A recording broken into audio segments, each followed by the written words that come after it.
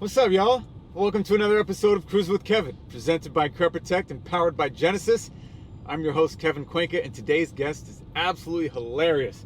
Goes by Savvy Amusing. You've seen him on all social media platforms, doing impersonations on everybody from Kanye West to Magic Johnson.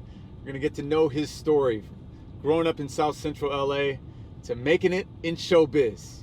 You guys get to come along for the ride like always. I just appreciate you hanging out. Let's get it. One life to live, one life to shine. I pray to God that I live my life right. So in the meantime, in between time, get you some money, baby, and I'ma try my best to do likewise. And I know that money coming, I know that hustle coming. I'm trying to get it right. Yeah. Sav, what's good, bro? Man? What's up, man? How are you? I'm pretty good, man. It's good to see you. You too, bro. It's crazy because it feels like I've met you like 20 times. I don't know why I feel like that, man. It's because we come from the same era.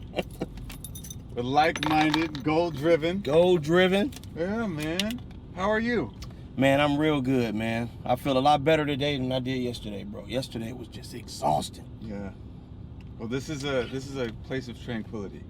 Okay. So you will be instantly transformed with these luxurious interior components of the Genesis G70. Yes, sir. This is nothing but the finest to ride with our guy Savvy. Oh man, my man. Hey, that's you know that's why I had to park my little Camaro in the back. Oh, bro. So till I can step my game up, you know, every time you pull up, I'm gonna have to just hide mine. Speaking of stepping your game to up, our brother, next level. I know you're big on fashion and gear. Presenting sponsor of Cruisin with Kevin is our family over at Crep Protect. These are shoe cleaning products for Oh, you, my man. family members to Oh, wow. you know, just to stay shining. Oh, that's what during I'm these talking quarantine about, times, man. you Check know? that out. Oh yeah, man, and I got a lot of shoes that could use the buffer.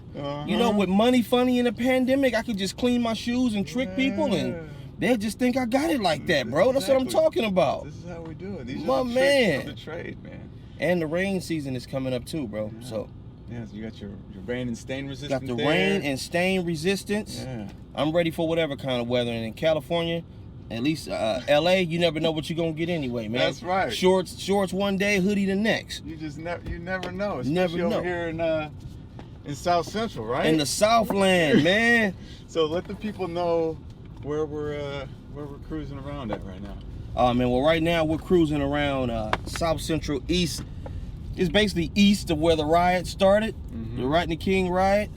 92. 92. Right now we're on Central Avenue. And this is the neighborhood that I grew up in. Yeah. Yeah, man. You mentioned the riots, dude. When those went down, you were like 11. Oh, right, yeah, 10? I was super young, man. Yep. But you're still old. You were still old enough to understand what was, you know, some of what was going on. What do you remember? Like, what was that like for you to live through that time? By me being so young, I was not into the politics of, you know, police and black people this and. But we do know that it was Rodney King. He had got beaten by some police, and the police officers got off.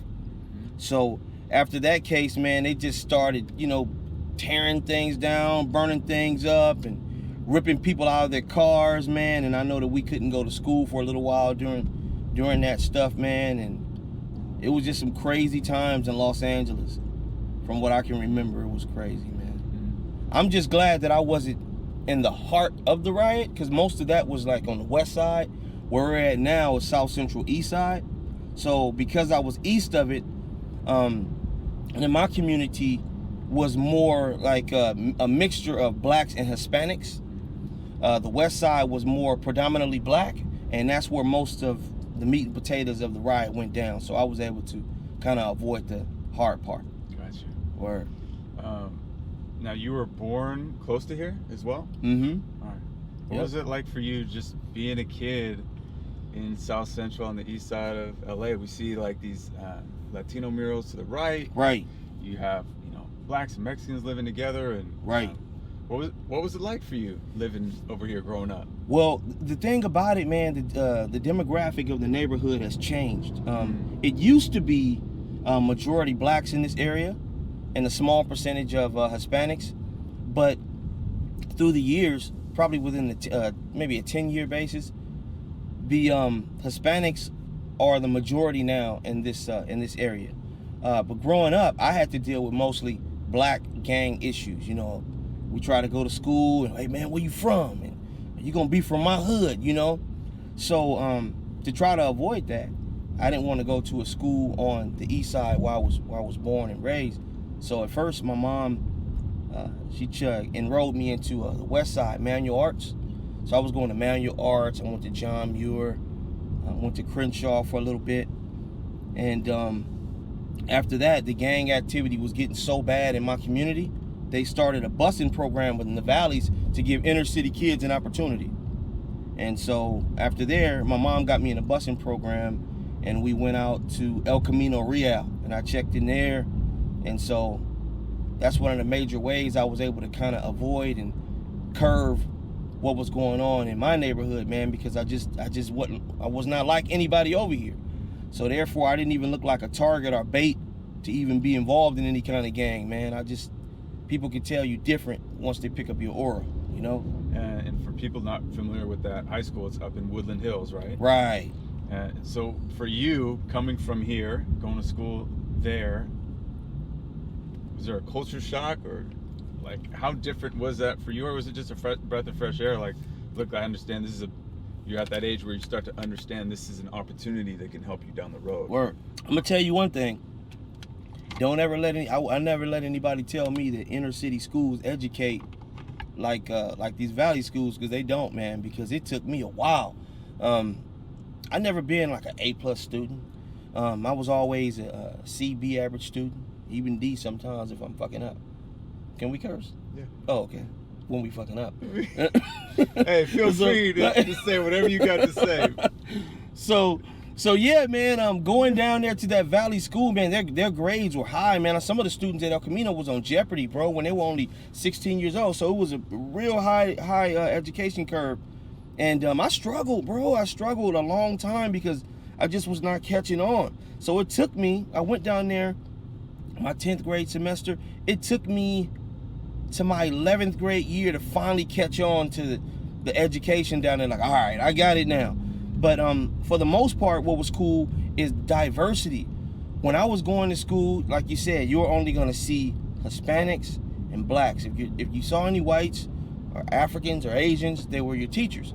But down there, every single race on the globe was at El Camino Real, man, and they became my friends. Armenians, Hispanics, Asian, Filipino, African, and and it just put me in an area to where everybody was just united. And school just felt like how the description of America or New York is, like the melting pot. That's what El Camino was for me, man. So it really taught me how to be diverse around anybody, to know how to blend in any environment, man. So it helped me socially and academically going to that valley school and get me out of South Central for my education. Now, I know you're a huge Laker fan growing up. Like, yes, to the point where you would only watch Laker games as a kid. That's it. Did you also play hoops growing up? I did, but I had a kryptonite, man. For one, I don't want to say I couldn't play defense, but I did not play defense. Okay. I was the type of guy, man, I really just wanted to, because I was a Magic Johnson fan. Yeah. And I didn't understand Magic Johnson's game well enough to emulate his full game, but I knew the dude could pass, and I knew the dude could shoot. So I would always want to post up and shoot that three-pointer or shoot that mid-range jumper, and I would like to throw the no-look pass and the no-looks and, get my boy the points, man. And one thing that made me kind of stop, bro, is I just stopped freaking growing. I don't know why. I just stopped. Every one of my boys had growth spurts, man. I just went up to about 5'6", 5'7", and that's it.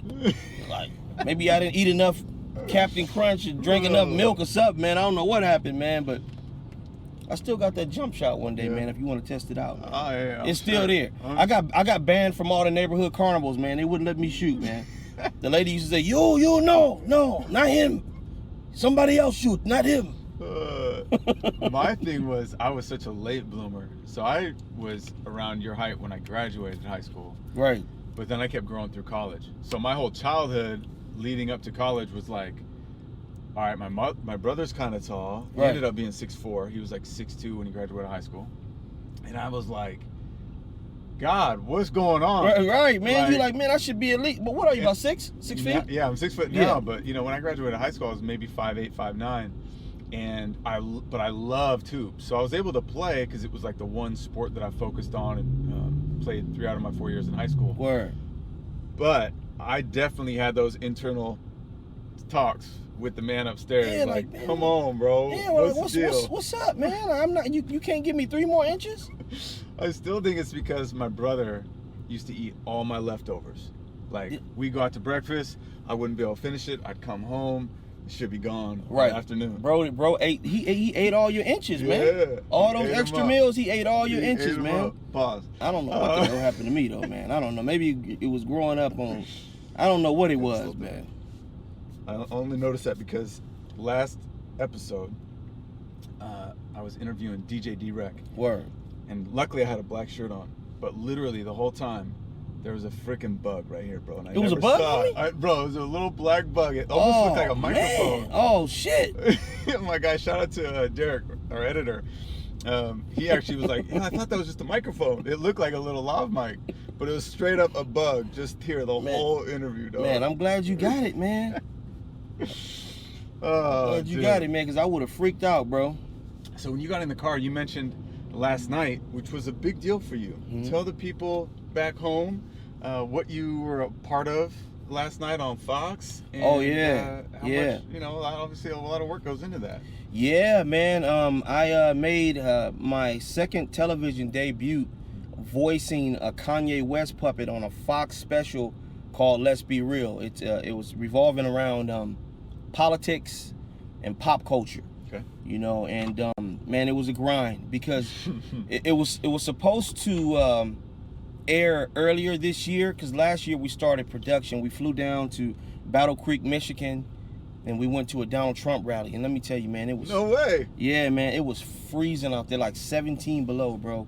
That was probably one of the biggest, hardest grinds I've ever had to do in my life. But the network originally didn't like the way that the puppets looked when they were designed in Michigan. So we ended up having to rebuild them. And we just jammed out and banged out this thing, man, this past 4 or 5 weeks. And it aired yesterday, man, and I did Kanye, bro. And it was amazing, man. It was absolutely amazing. It was fun. The whole cast was absolutely hilarious. So we're pushing for a series. That was just a 30-minute special, but we're pushing for a series, man, and fingers crossed that we get it. It's called Let's Be Real on Fox. That would be huge, man, to be a part of a series like that. Man, I would love to, man. Like, just, you know, coming from where I come from, man, and just acting silly on the internet, man, and it leads to opportunities like that. Mm-hmm. What more can you say, bro? Well, congrats on that, first off, foremost. Appreciate it, brother. Is there one Kanye expression that you either enjoy doing the most or you feel like is really just him? Like, that's how people know him, or that's like your go-to saying? You know, it's so crazy when it comes to Kanye West, because if you listen to any of this man's interviews, sometimes he's real intellectual to the point to where, you know, I talk like people are out there doing things that they really shouldn't be doing. And I'm the type of person that I want to change the situation, because me, Kim, and my kids, we're all about Jesus. America is for sale, but we too caught up in food stamps and driving a foreign that we can't see the situation. That's one of his voices, but then you got the one, yo, check this out, fam. Put that right back down over there, fam. I'm Yeezy. I don't care nothing about Taylor. Hey, Taylor, you don't know what I'm talking about, fam. And it seems like whenever I'm booked, it's always the angry Kanye that they want. They want the overly zealous, angry, you don't got the answers, man. That's the one they want. Shut up, Sway. You ain't got the answers, Sway. You ain't got the answers, Sway. I've been doing this more than you. Sway is a legend in the Bay and a really good dude. I had the chance to meet him a couple times, and he's just so damn cool. But by the way, Kim got a fat ass. So when you do those impressions and you're talking about this stuff, like for something like that, I've heard Frank Caliendo and other impressionists talk about their way of doing this. Jamie Right. Foxx as well. For you, do you have a particular way of doing this, like a way of rehearsing, a way of practicing? Like how long would it take you to, in your mind, master a voice to where you are ready to go on the show with it? If I have advance notice that I'm going to impersonate someone, first, like I said, I'll pull up all their sound bites, all their interviews. Sometimes I catch it in 10 minutes. But other times, it may take a couple of days of just trying to listen and pick up the mannerisms and how this person says this and says that. And I can honestly say I have not got to the level of an Affion Crockett or Jay Farrow or Frank Caliendo yet. But I'm definitely in the same league as them. But I haven't mastered the way to catch everybody. Like I've tried Denzel, I can't get it. I've tried Tupac, I can't get it. I've tried Will Smith, I can't get it. But there's other characters that just come naturally. Like if I was to talk to you like Peter Griffin. What are we doing here, brother? And we're almost getting kicked by a car right here in South Central. Someone just ran out on a fucking idiot just came out of nowhere like he only had one side of eyes. But that's the type of stuff you're gonna have to deal with, Kev, in South Central. Half of these bastards don't even have a license. That dude literally just like dude just came, bro. He just came out of nowhere. He didn't even bother to look to the left. He just came out. It's ridiculous, bro. But welcome to South Central. It can happen. Welcome. So you go to high school in the Valley, right? And then what was next for you after that? Okay, went to high school in the Valley, man. At the time, I had struggled with school so badly that I was kind of over it. I knew I had to further my education some kind of way, but just like most high schoolers, we don't know what the hell we want to do, man. When we get out of high school, we have no idea what we want to do. So I ended up applying for a job. My first job was at Kmart. I was working at Super Kmart. Okay. You know, in South Central? Carson. Oh, got you. Yeah, working at Super Kmart in Carson. I worked there for about 3 years, left there, joined a security company, worked there 2 years. Then I got a better job after that, started working for the County of Los Angeles, LAC USC Medical. Midway through there, man, I applied for LAPD, believe it or not. No way. Yes, sir. Okay. Passed the test with flying colors. Ended up getting rejected for the job right before my academy date, man. They said I had a integrity issue. So literally passed with flying colors, but couldn't get in for an integrity issue. After that point, I felt like a little gut punch. It's like I felt like I was getting stuck, man. I was getting older. I wasn't getting much money while I was doing. The only reason I was there really was for the benefits. And so when they start bringing out these social media start popping, Facebook, and later on Instagram came, and I started displaying my talents on the internet. And after about 1.5 years of doing that, I started getting monetization offers. And I said, you know what? I'm going to start chasing what it is that I feel like I should have been chasing a long time ago. And that's comedy, and that's voice acting, man. And then from there, I've just been making a business out of it, bro. My only regret is that I just didn't do it a long time ago, man. You know, one of the people you went to high school with is Tiffany Haddish, which a lot of people will know. Oh, yeah. Obviously a huge actor and doing her thing in movies and shows, etc. Yeah, real big. You had a funny way of explaining like differences between you two, comedic wise. What stood out about her, even at a young age, where you're like, there's something about her, she's gonna be a star? Yeah, well, the thing about it with my comedy, see, it's weird with me because I'm shy, but at the same time, when it's showtime, I know how to turn on that switch, man, and just get down. But Tiffany Haddish was just turned up all the time. Like you knew she was a special talent, and you knew she was gonna go somewhere with it, man, because her attitude and the way she was, she just didn't give a shit, man. Yeah, boy, put that shit back. I got a show tomorrow. Y'all coming? I'm trying to sell these tickets. Y'all better come to my show. If you can't get there, I'll pick your ass up. She ready. You know, so she was always like that, man. She was the school mascot. She was turned up. She was just one of those people to where you knew. You know, you just knew. A lot of people have made it to be superstars, but with her, you knew it. You know, you just knew, like, this woman is going to go on, and she's going to do great things, man. And that's exactly what she did. She grabbed on to her talent very early. She started grinding and paying her dues very early. And she got her opportunity.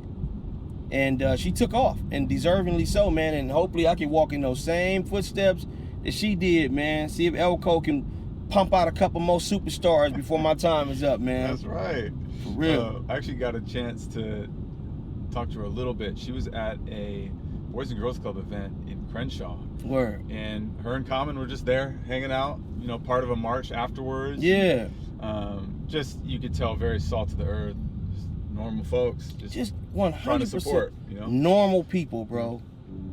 You mentioned a funny conversation that you and her had too, where it was essentially she's saying, hey, help me with my social media stuff and I'll help you get into this comedy club. Word. How often do you do stand-up comedy stuff? I started doing stand-up comedy in 2017. I was still at the point to where it was a bringer show, though. They would want you to bring people, and you know, if you can't bring this many people, then you can't perform. So early on, a lot of comedians, they know what I'm talking about when I say this. Your peoples will be real enthusiastic about seeing you the first 3 or 4 shows, but then after a while, that tapers off. Luckily, by the time mine started to taper off, I started getting noticed and recognized from my social media, and my numbers start building. So when you have numbers on social media, that gives you leverage. And at that point, people started seeing that and say, okay, well, we don't need Savvy to bring nobody. All we need Savvy to do is promote on his page, you know. And so 2018, I started buzzing. 2019, it was real hot, man. I started getting booked at the Laugh Factory, the Ice House, the Comedy Union. You know, every day I was getting called to be booked. I even did NFL star Reggie Bush. I did his golf tournament, you know, with celebrity host Alex Thomas. So, you know, I was really buzzing, man, and I was gaining my momentum, getting my jokes on point. At first I used to struggle in white rooms because I didn't know, you know, I when you start off in just black rooms, you could talk that crazy shit and nigga this and nigga that, but you kind of have to tone it down a little bit if you're not popular yet, because people get offended easily. So I was just working my muscle, bro, learning how to kill the white rooms and the diverse rooms. The next thing you know, COVID hits and it just kills my momentum. Just killed it.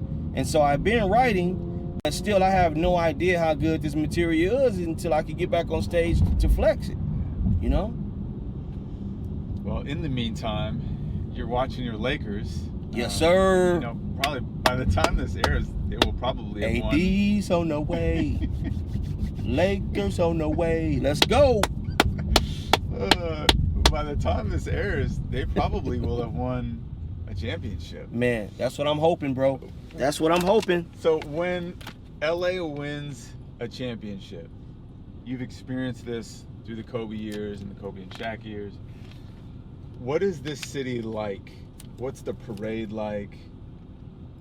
How's the reaction? I've never been here for a title. Bro, it's insane, man. I remember when we got one, the 2010. Crenshaw was still popping, man. Everybody jumped in their cars, rode down Crenshaw, blasting their music, man, and everybody's got their Laker flags, flagging the flags. You know, couple of years they get crazy. I've seen people, especially our Latino fans, man, they turn up, man. They flipping cars over and jumping on top of the cars, man, and popping fireworks. Bro, it's insane, man. It's like the 4th of July when the Lakers win a championship, man. When did you know that the Lakers were going to win a title? I always was enthusiastic about the Lakers winning a championship soon as they got Anthony Davis. But the media has ways of putting fear in your mind of the Clippers. You know, oh man, look at the Clippers.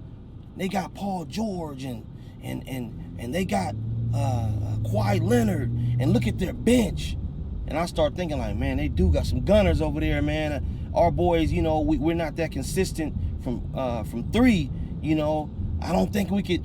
But then, like you said, when I knew, is I think I realized we were gonna win a championship after we took out the Denver Nuggets in 5. You know, because I was a little intimidated by what Denver did to the Clippers. I said, wow, if they did that to them, what are they gonna do to us? You know? But then I had to keep telling myself, like, bro, this is not the Clippers team. Yeah. This is not the Clippers. You know, and so after they beat the Nuggets, man, I can honestly say, if I had $1 million to gamble and you made me do it, I'm all in on the Lakers, man. I'm LeBron James. I'm LeBron James. It's not gonna happen, man. Not on my watch. I'm still king. About to prove it to these dudes, man. Hey, I'm LeBron James. That's why. Hey, what did you think about seeing old Bronny there blowing big trees while you're in the bubble, though? What was that like? Like, what was that talk like with little Bronny? Hey, I'll tell you what. When I first saw it, I just stood outside, started blowing my harmonica. You know, my harmonica calms me down, man, when I want to do bad stuff like whoop ass. But I had a talk with him. I told him that I'm not gonna let nothing that happens distract me. Nothing you do, nothing Kyrie Irving say. Nobody gonna distract me, man. But after we win this championship, after we get out this bubble, I'm gonna whoop your ass, man. Cause I'm LeBron James. Straight up, that's how you got a parent, man. You got a parent like that, man. It was wild. These kids, though, bro, they're always gonna do. They're gonna do something, man. Like you say, Yeah. you could. The man has had, and I believe to be the biggest star in the NBA as of current, has had a squeaky clean reputation. Squeaky clean.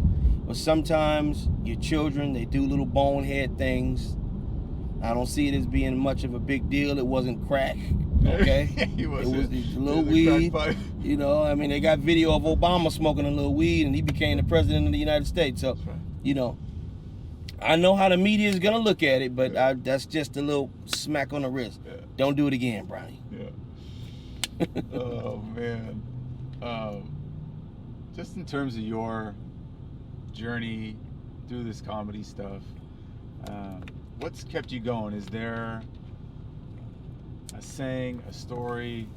We'll get to the music part of it later, but like, what internally keeps you going? Because, like I mentioned, you know, we're basically in the same age. You know, I'm 38, you're 39. Right. I'm right on your heels. And Right. You can bleep that part, right? Yeah. Okay. I'll cut that out. Okay. And you know, it's a grind. We're essentially learning a young man's and young woman's game, Right. And to stay relevant and to chase our dreams in these new times. Yeah, man. What keeps you going through those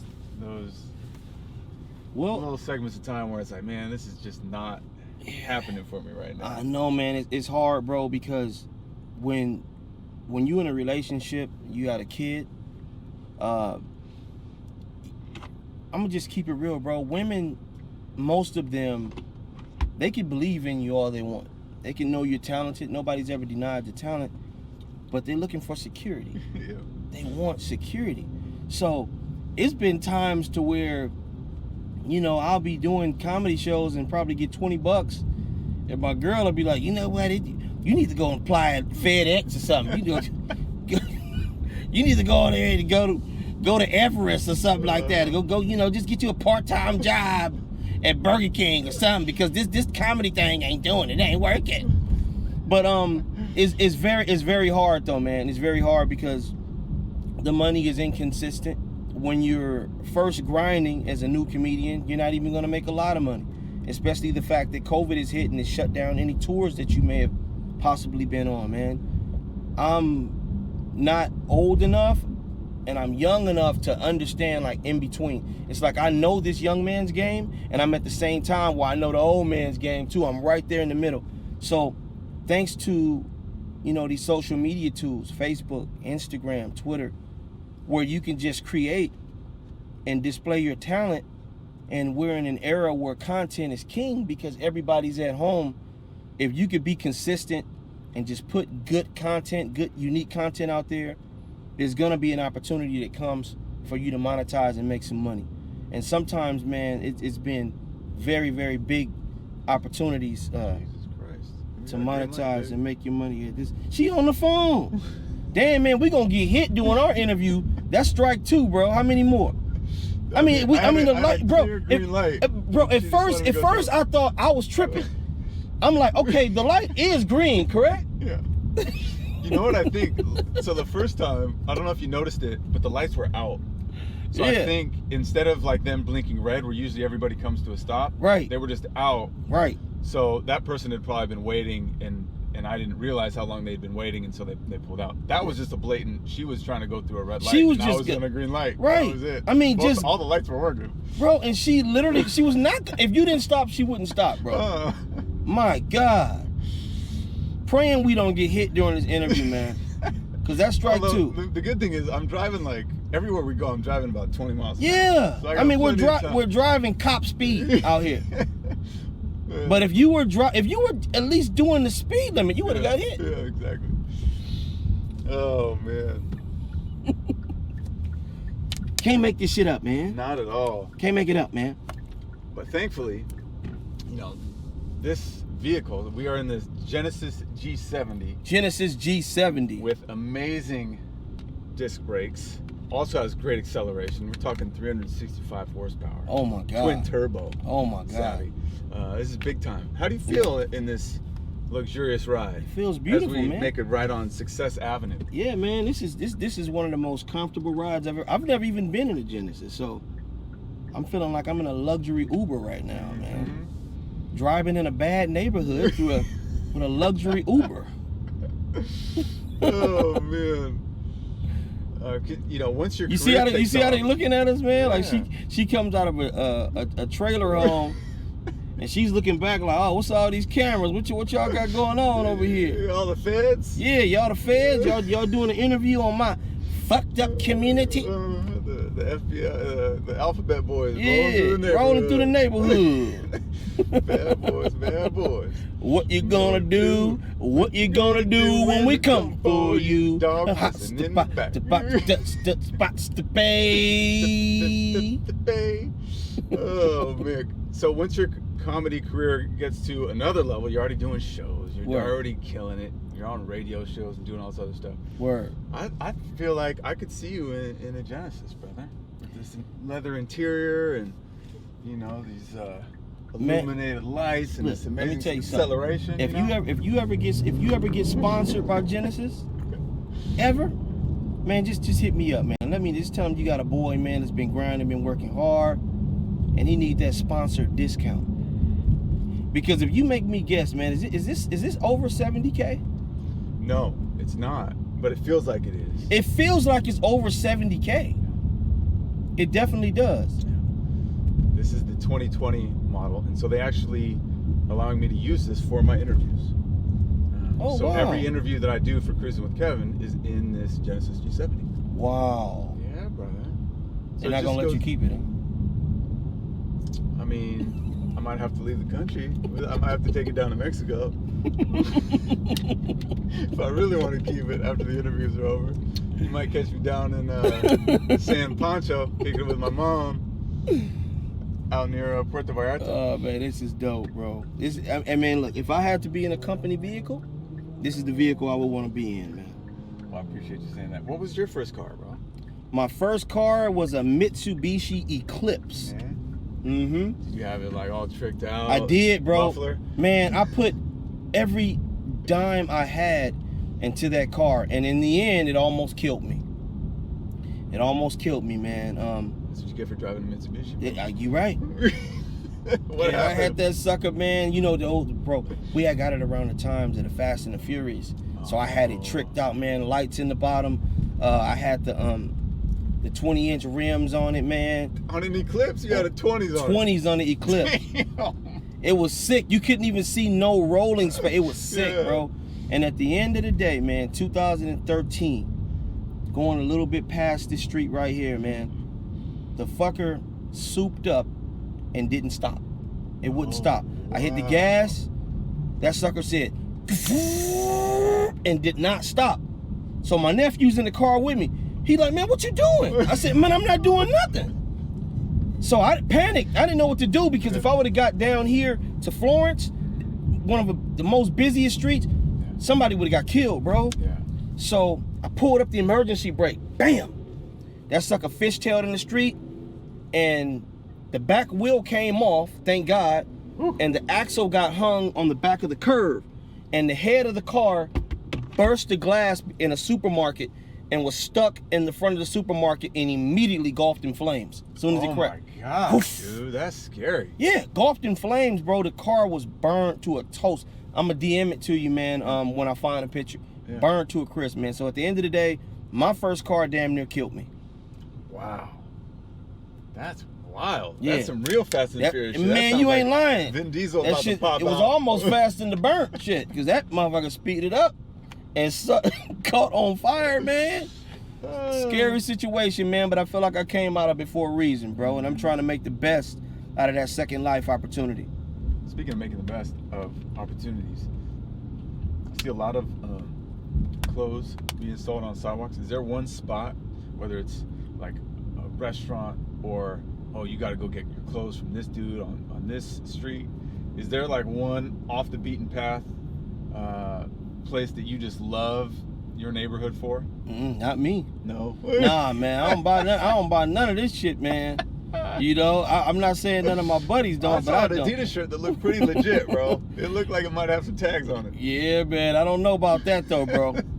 I usually just go down the street to the Slauson swap meet, man. There you go. Yeah. Okay. You know, get my little stuff from up there, man. I'm glad that the dress code, at least in my area, seemed to have changed, because you know when we were coming up, everything had to be name brand, bro. Tommy Hilfiger, Eddie Bauer, Dockers. We had to have all of that.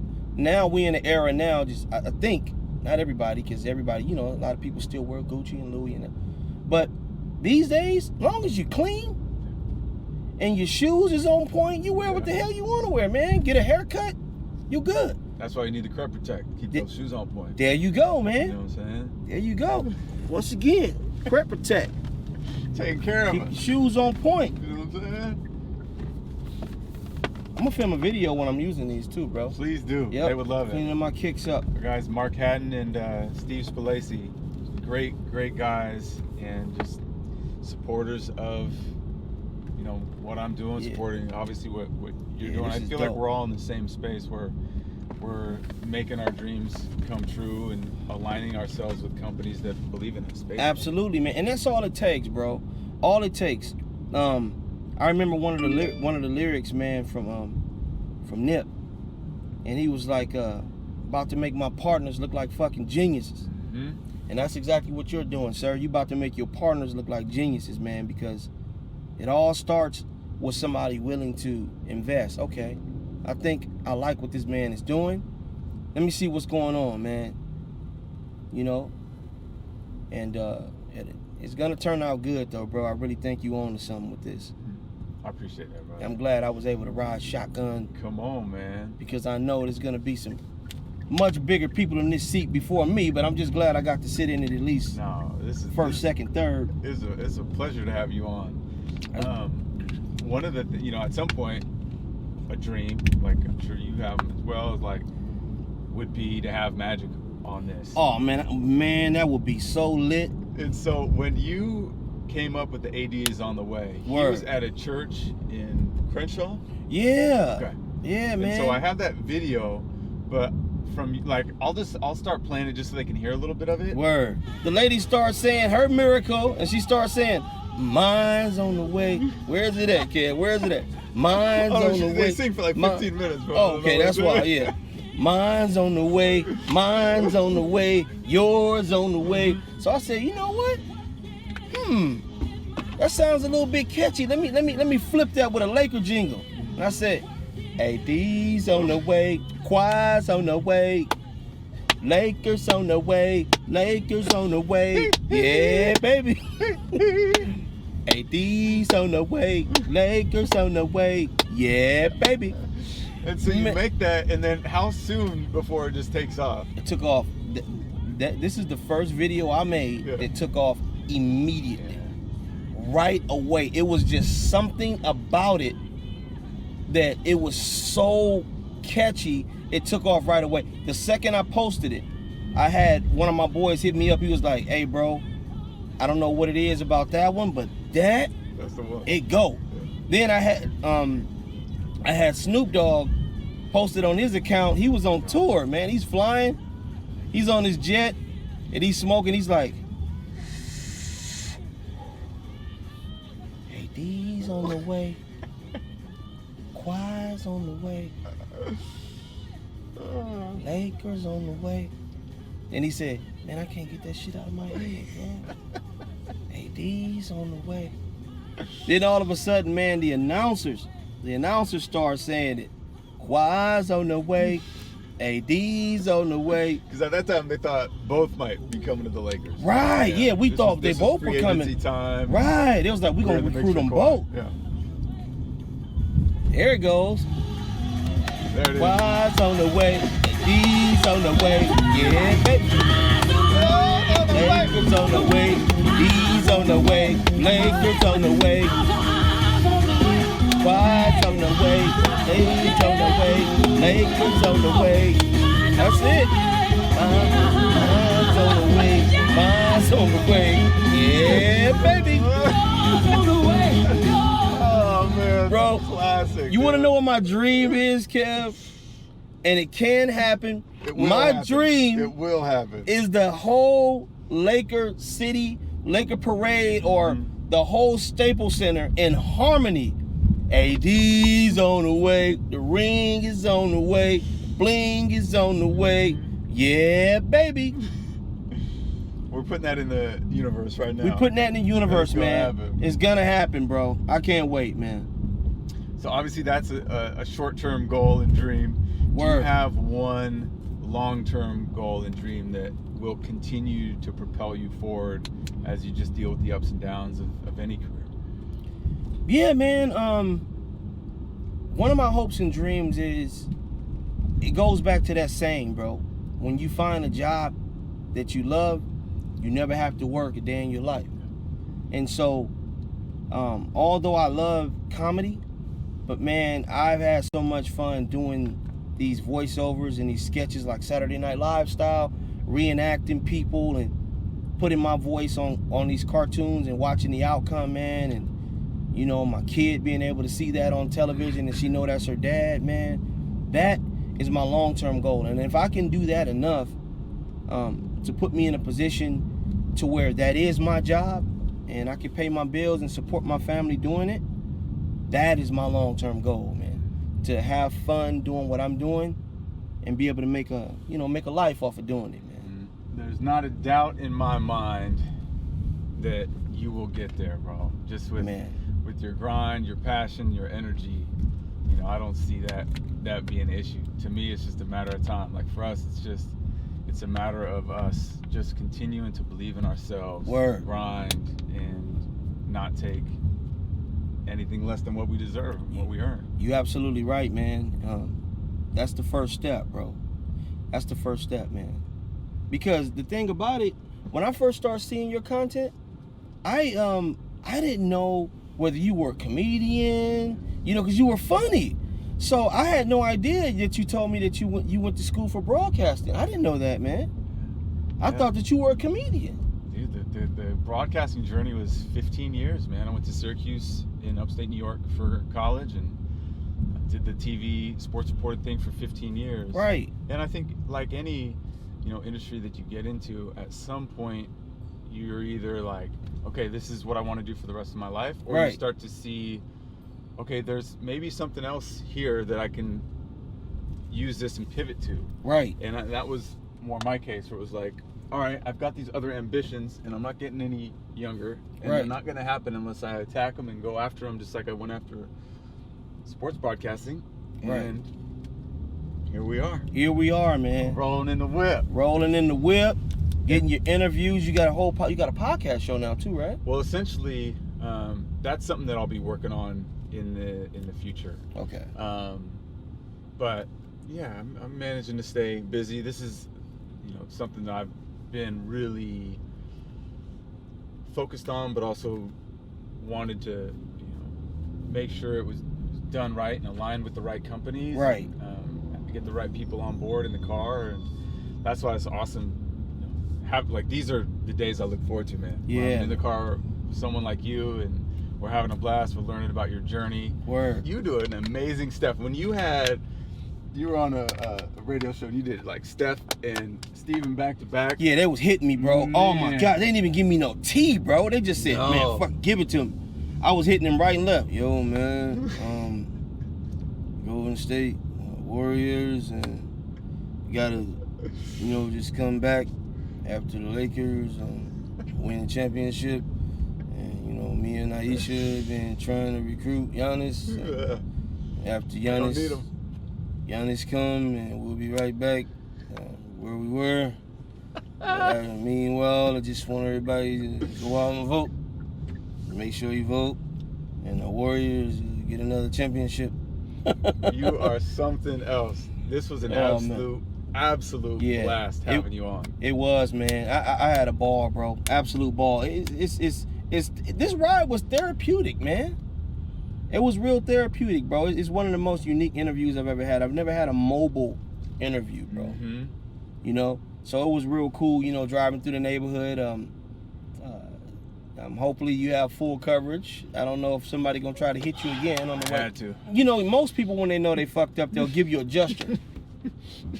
She just said, fuck it, I'm into my conversation. I don't give a fuck what's going on, man. It happens every day in LA, man. Yeah. Bonus footage, bro. I bought my new car a month ago. Okay. Bro, Congrats, I have brother. not, thank you, man. Yeah. I haven't even got the pink slip yet. I haven't even got the license plate yet. And a lady hit me last week. Oh, shit. I swear to God. Yeah, where at? Like, how close do you live? Bro, I was going to Target on Crenshaw and Century. Okay. And I was stopped at a red light. Like, literally all the way stopped. Not slowing down. Stopped at a red light on 7th and Manchester. And I look in something told me, my spider sense said, look in your rear view. I look in my rear view, and I see this lady. Oh. Bam! Boom! I just dropped my head and said, son of a bitch, you can't have nothing in LA, man. I felt like crying, man. I can't fucking believe, and I just couldn't believe it. I couldn't believe it, man. And so, with that being said, how, look, we almost got hit twice. So you know how it is driving out here, bro. It's ridiculous, man. Right after this interview, I have to drive down to Felix Chevrolet and go get an estimate to fix my goddamn car. Bumper just blasted? Blasted it, man. I'm ashamed to drive it because I'm that type of person. If I have a new shoe, you step on it, I don't want it no more.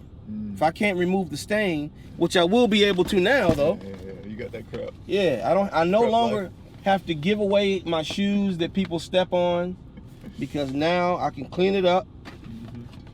But as far as my car, unfortunately, this is not gonna fix that. That ain't gonna do that. So I gotta take it down to Felix, get an estimate on it, man, and hopefully when I see you again, man, my car will be nice and fixed, bro. Well, I'll give Felix a call and I'll let them know. Savvy's on the way. Savvy's on the way. Yeah, baby. This bumper got fucked up. The bumper is fucked up. Needs to be fucking fixed. Oh my God. They need a new kind of insurance for LA though, bro. I mean, they need motherfuckers ain't paying attention insurance. They need this bitch just ran a red light insurance. They need talking on cell phone texting insurance. Like they need all lights that. are out. No, the lights aren't even working. Lights are out. These motherfuckers don't know the rules. I mean, you just need all kind of insurances to live in LA, man. Matter of fact, you said your parents live in Oakland? So, no, my mom lives in Napa. Napa? My pops is actually visiting from Thailand. Thailand? Okay, ask your dad, can I use this Thailand address for my insurance? Because that's the only way I'm... I know. It'll be about... It'll sound expensive, right? Yeah. It'll be like 40,000 baht, right? Which is like $12. Hey, that's what I need, bro. I need Thailand 40,000 baht insurance, because living in LA, your shit is gonna be through the roof. Not because of you, but because of these two motherfuckers that almost hit us. Yeah, you know. Exactly. So, my God. Yeah, bro. Thank you for thank you, man. Yo, real, bro, for real. it's been an absolute pleasure, man. Yeah. I can't wait till this thing gets chopped up, man, and we can promote and you know, put this out there, man, and I'm looking forward to many more interviews just like this one, bro. I'm a fan, man, and I've been day one since I saw you singing and acting a fool. Yes. Thank you, bro. Thank you, man. Thank you for the water. Oh, man, no doubt about it, man. Enjoy the rest of the weekend with the fam. Yes, sir. And we'll be in touch real soon. Yes, sir, brother. Okay. All right, man. Thank you, man. All right, bro. And have a good trip down to the Bay, brother. That's right. I got myself a drive today. Yeah, you do. Get you some coffee, man, and hit them up. All right, big dog. All right, Kev. Thank you, man. Appreciate you. Thank you. All right. Savvy in music, man. There is nobody like him.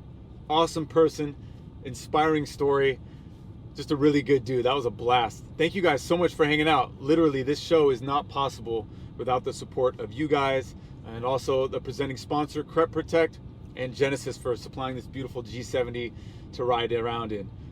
Thank you for helping keep the lights on in this place. Really appreciate y'all, and we'll see you next time right here on Cruisin' with Kevin. Holla! Marathon continues.